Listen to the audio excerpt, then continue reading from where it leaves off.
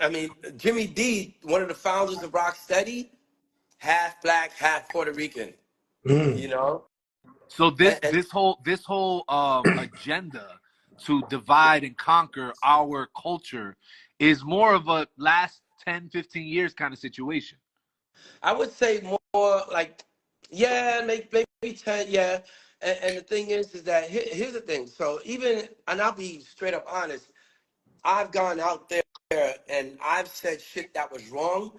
But the thing is, I was schooled by dudes who came before me.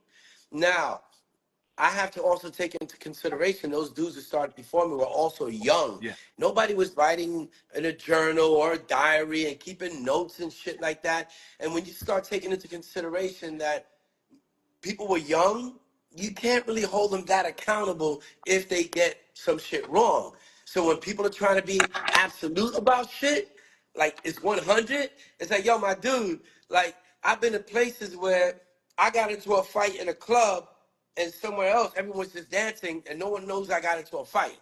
So it's like Facts. you ain't everywhere all the time. Right, right, So right. kill the noise. Can I So chime? yeah, go Peace. ahead. Can I Peace, chime love. in? So here's how I look at it. Like something like you said, if it wasn't for the brother Joe Conzo, right, none of this would even be documented. And my Yeah. thing is this: anybody who was first generation hip hop Mm-hmm. were creators of it. Because I was watching the interview that I'm gonna release. I was watching the interview where they were interviewing the female rapper Sha, the first one of the first Yeah, yeah, female yeah. rappers, right?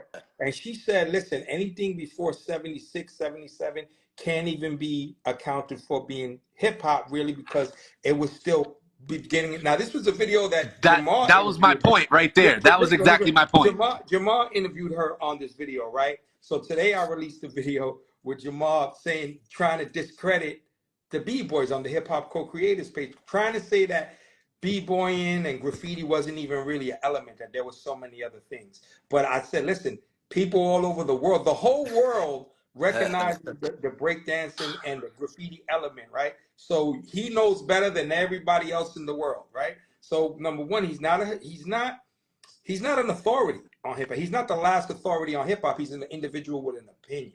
And then when you go back, like I do a lot of research in his old videos, then when you go back and look at the videos, they're very contradicting, because in one video he got Shah saying that, somebody that he respects saying that anything before 76, 77, you really can't call it that because it was still so early. It was first generational. So that's when they really started to attribute it and name it. And it wasn't really even coined to the 1980s.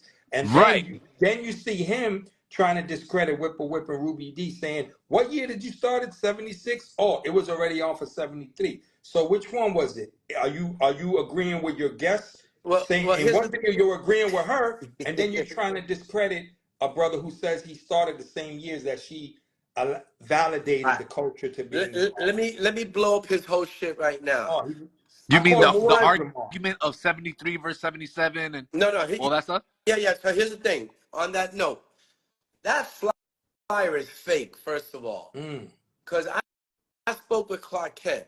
His name is on that flyer. He said he didn't even know Kool Herc until a year later. mm, Wow. Yeah, I spoke to DST. He spoke to Kool Herc's sister, and Kool Herc's sister was the one who made his flyers that mm. early in the game. And he was like, "Yo, did you make this flyer?" She said, "No, I didn't."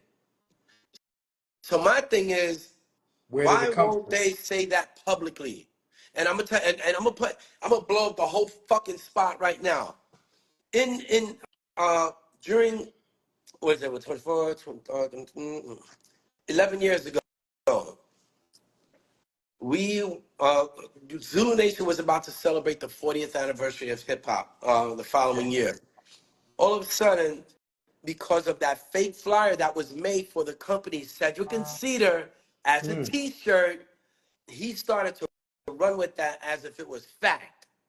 Okay, so he put that out there and undercut Zulu Nation when it comes to like celebrating, because so he hijacked the 40th for himself mm, and did it a year before, right? So he got the bag on that, and then mm, and then so there was a that caused a problem because many years before, and you could probably go to different source magazines and different Vibe and whatever, and you'll see that Kool Herc is celebrating a different year as the birth of hip hop. Mm. So there are receipts out there. You just gotta dig for them. Right, you Uh, got to look for them. yeah, you could probably go on Cornell Hip Hop Collection and look through their archives. Now, the other thing is, we have this meeting at the mosque on 125th Street. It was me, Bambata, Muhammad Islam, who was like, Q-Tip Security, the brother named Cool DJ D. Cool Mm. DJ D is the one who sold Kool Herc his speakers because Cool DJ D was going to be getting a new system. So Kool Herc's big speakers, what were known as the Herculoids, that was somebody else's system first who was already in the parks.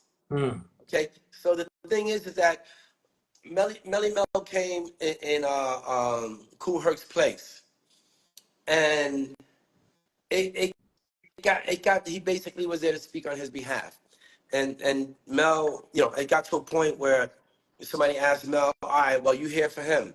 Real easy. Did Kool Herc create hip hop? He Mm. said no. Mm. You know. Then he said, will I say that in public? He said, I'm not going to do that in public. And then, now here's the other. This is why. Jeez. No, it gets better because in early 1990, 91, we were at a Zulu meeting, and up until that point, we called Africa Bambaataa the father of hip hop. Mm-hmm.